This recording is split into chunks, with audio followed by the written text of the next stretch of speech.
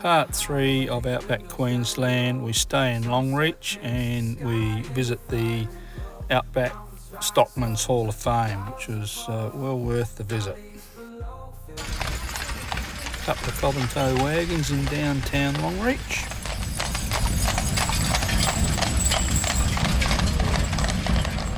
The bull and the trucks along the shopping precinct, just alongside the Stables Motel.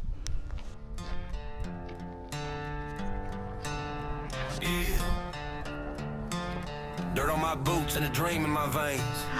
Let's ride. I was born where the map turns gray. One pump town with a two-lane way. Front porch sitting on a Friday night. Pick a parked in the glow of the porch light. Mama taught me work comes first. Daddy said, boy, know your worth.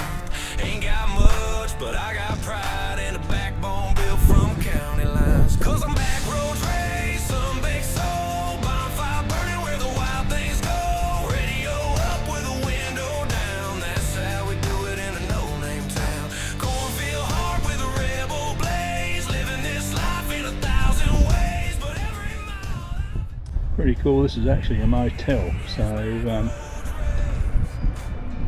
got all these out in front of the rooms.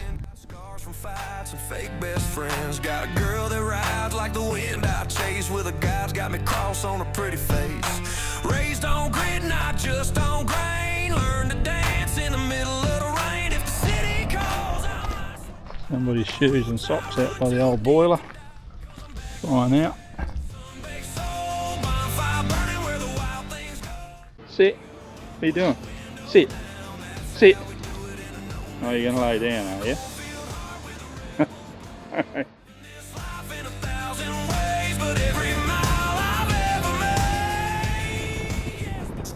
We've come out to Ilfracombe for the day. We're going to go to the pub for lunch and have a bit of a look at that. But yeah, there's a heap of machinery along the main highway here. Opposite the pub, so if you're into tractors, graders, trucks, I don't know, you name it, they got it here. So if you're into that sort of stuff, it's probably worth a visit.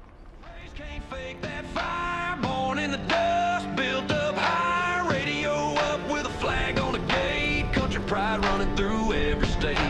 Cornfield heart with a rebel blaze. Living this life in 1,000 ways, but every road I've ever paved, yes, back roads raised. Still back roads raised.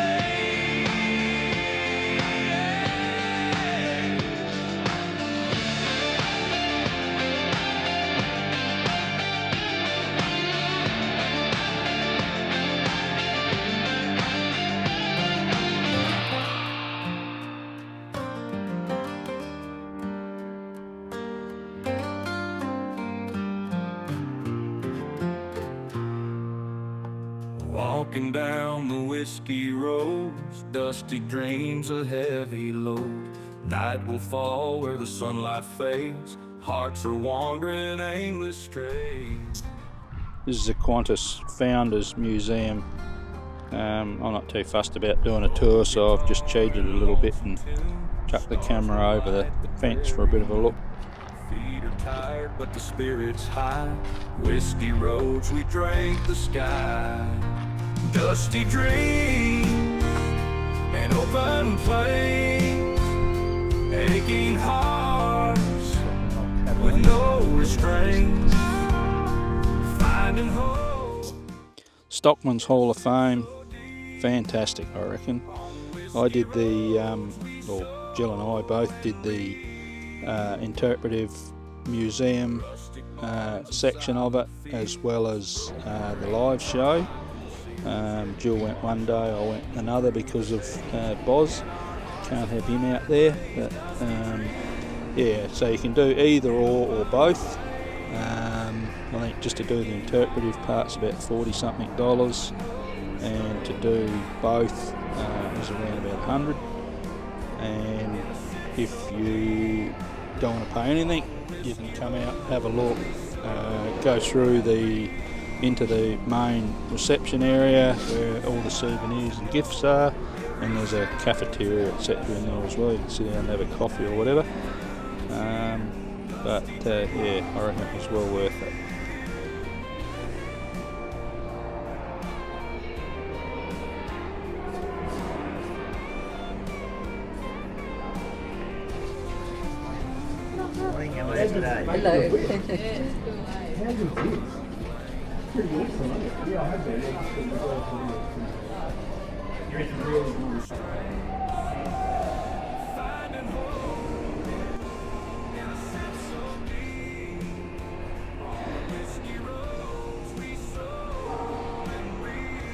I've only put a snippet of what it is on here. There's bits and pieces there, as you'll see. The live show, same thing. I've only touched on that with the footage there, but I found that right at the end there where they did the light horseman, that section, yeah, that was quite moving, I thought.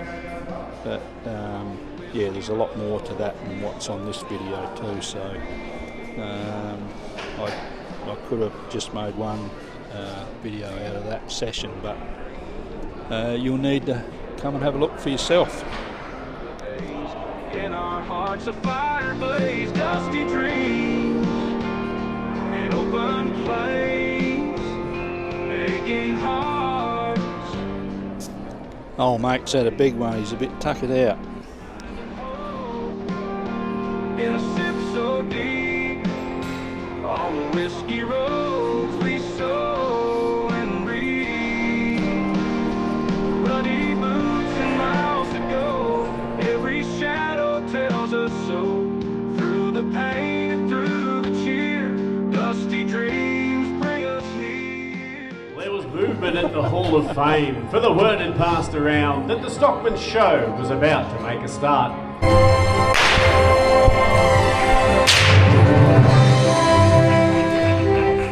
Well, a very big good morning to you, ladies and gentlemen, and welcome to the Australian Stockman's Hall of Fame and Outback Heritage Centre. My name is Stewie Bryant. I tell you what, as a Stockman, we've got to learn to overcome a lot of different adversities in our day-to-day life, and flies are just one of the ones we've got to overcome.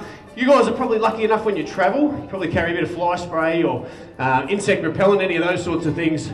Stockman doesn't carry those sort of luxuries. He's got to be a little bit more creative. So we're going to show you now one of the best ways we've seen to keep the flies away.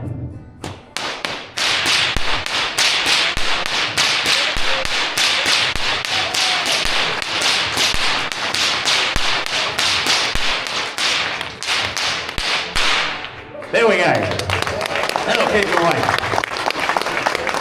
All right, well, a big welcome to you folks. We're going to take you through today what the day-to-day life of being a stockman is all about.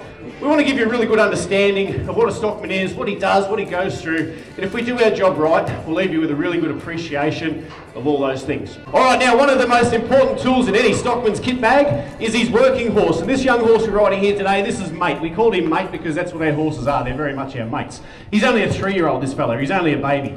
Okay, we're bringing him through the show nice and slowly, but he's a registered Australian stock horse, and our stock horses are very much what we call the breed for every need. They're a very versatile horse. They can handle just about everything, the stock horse. He's the blue-collar worker of the Australian horse industry.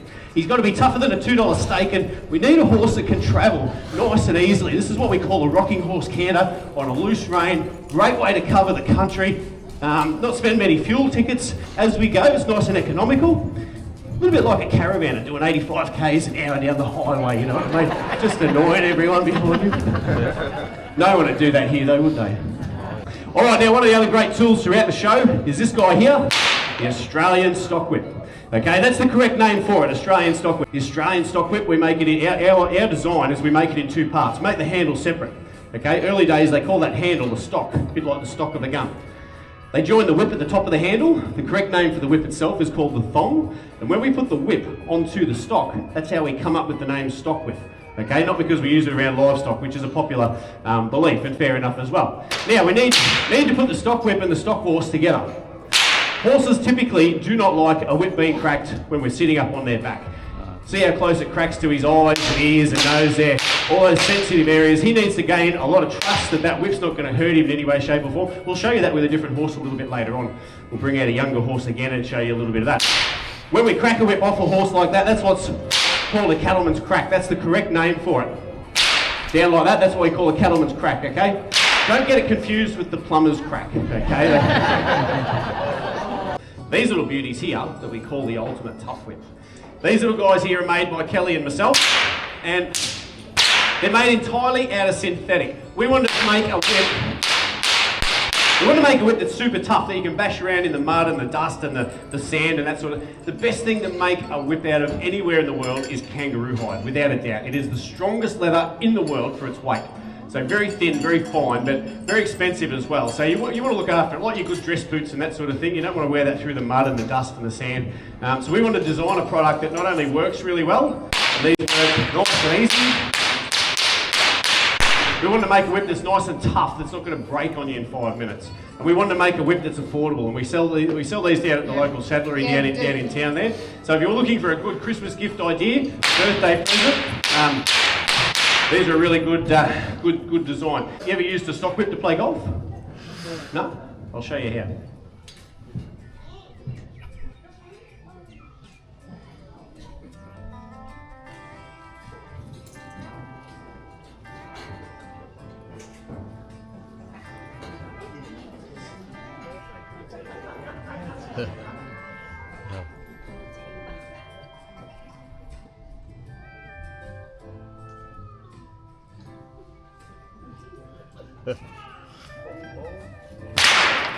Geez, where'd that go? Over the windmill. Cracking shot. Lucky I got a good mate here. Juddy, head up there, mate. There's an esky up the end there. Head up there and just bring back the whole esky. There's a bottle of water in there.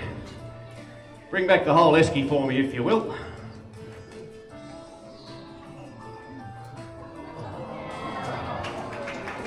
Bring him over here, mate.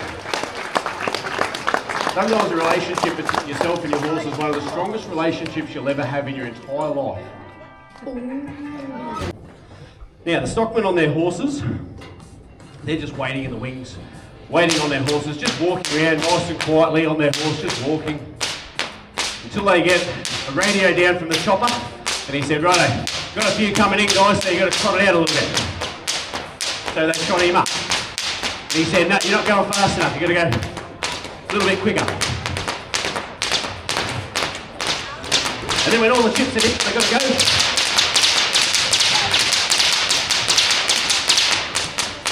And then they slow it back down. There's our stock horse.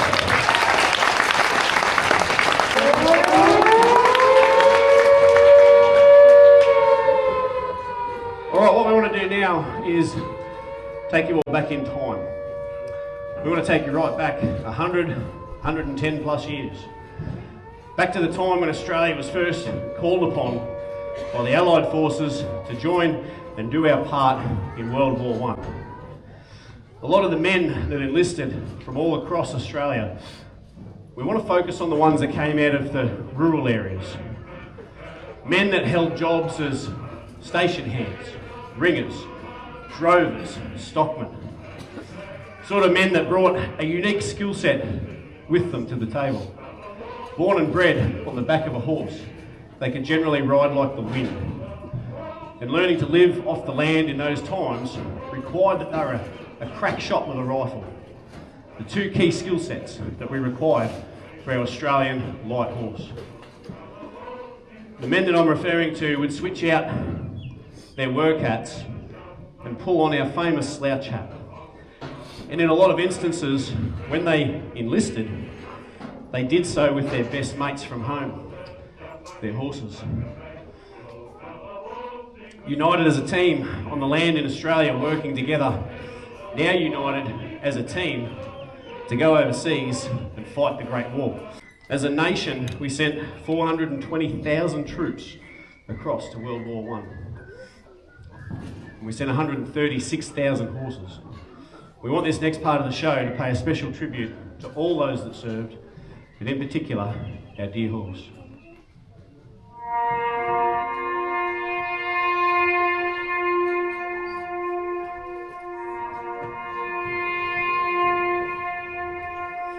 We've lost more than 100,000 lives, but we've gained a legend and a deeper understanding of what it means to be Australian. So we want to take a moment to look at one of those last lines in that verse. And that's the line where they say, as a nation, we gained a legend.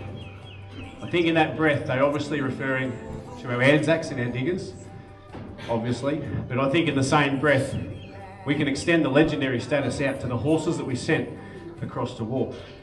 The horses we sent were a dead spitting image of Juddy, in the sense that they were horses that we'd bred at home in Australia to do a magnitude of different jobs. We bred a horse that he had to be tough, not just physically, but mentally as well, because we threw a lot of different jobs at him and into a lot of different environments. Think of a horse that was tough enough to handle those long, hot days in the outback, in that hot, dry, arid, deserty country of Outback Queensland, or those steep, rugged mountains of the Snowy Mountains, or the Victorian High Country where I call home. We bred a horse that could handle all those conditions, so therefore the horses that we had at home here in Australia and could supply to war became known as some of the finest military mounts anywhere in the world. Horses that got known as whalers, which a lot of people are familiar with the whaler these days. A lot of people believe they got their name from their origins back to New South Wales. Other people believe they got their name, the whalers, because we transport a lot of horses in those times across overseas in the belly of old whaling ships. However they got their name, I feel is not as important as what they did with their name. And they transformed that name, the whaler, into that legendary status, in my view, in that campaign against Beersheba, when the 4th and 12th Light Horse made that famous charge across the sands, and they took Beersheba and had an ultimate hand in the ending of World War I. 800 men and their horses in that famous charge, regarded as one of the last cavalry charges in history. It's something as a nation we can be incredibly proud of. And we want to share with you now a poem written by a great mate of ours back home in Mansfield. A fellow called Wayne Anderson wrote this next one. It tells a story of that time. It's called On Foreign Ground. This foreign ground is vast and arid, and sure as hot as hell. It has very little water, just an oasis and a well. As wind chains shape the sand dunes that flow into the sun, and the landscape scarred with trenches, and the guns made deafening sounds as we ride along the sands of foreign ground. Under magical moonlight skies we rode where mighty armies tramped. With Chevelle we clashed with Turks, destroying wells on our way past. Through storms of dust we carried on. You walked so proud without a sound, kept me safe on foreign ground. With the rattling of the Turkish guns had our hearts strain at bursting point. We rode towards that smoking serpent through teeming rains of lead. As dust from hooves made vision poor, we charged into that fiery sound. And at the end, we thanked the Lord, still standing here on ancient land, so far from home on foreign ground. This rugged earth goes on and on. This campaign has been cruel and long. Now they say we're homeward bound, but to leave our mates on foreign ground. As the sun bounces off each grain of sand, I stand here in this foreign land, and with my best mate by my side, we'll mount up for our final ride. One final ride foreign ground. And so, my friend, I'll leave you here, but not for sale, nor for abuse. No cart you'll pull, no load you'll bear. I'll take with me that piece of money. I load my gun, that deafening sound. I left you there on foreign ground.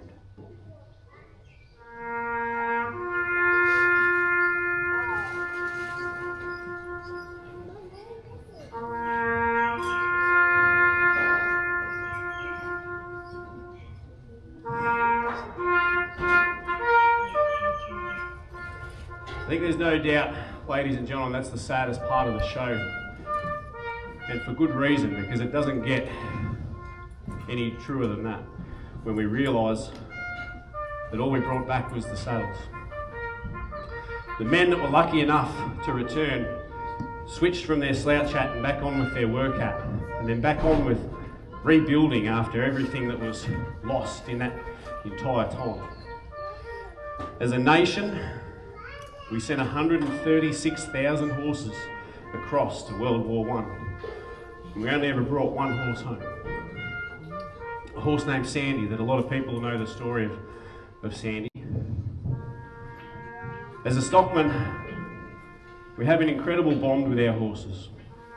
You don't spend that sort of time with an animal and not develop something truly special. But as a stockman, we're just riding our horses around the bush. Those boys rode their horses into battle, and that's an entirely different animal altogether. For whatever reason, we didn't bring our mates back. We don't want to dwell on that, but I think it's very important that we forever honour their memory and forever their legacy. So on their behalf, lest we forget.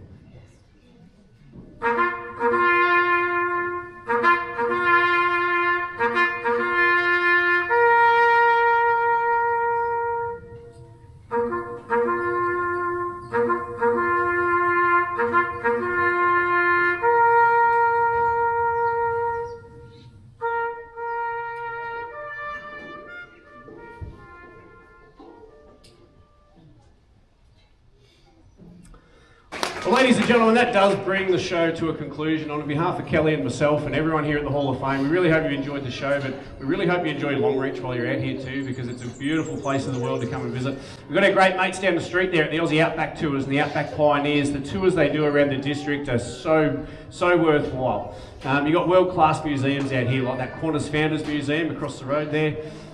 I reckon you're already at a world-class museum, and that's the Australian Stockmans Hall of Fame. We really thank you for coming out today. Your support out to here to the show means the world to us.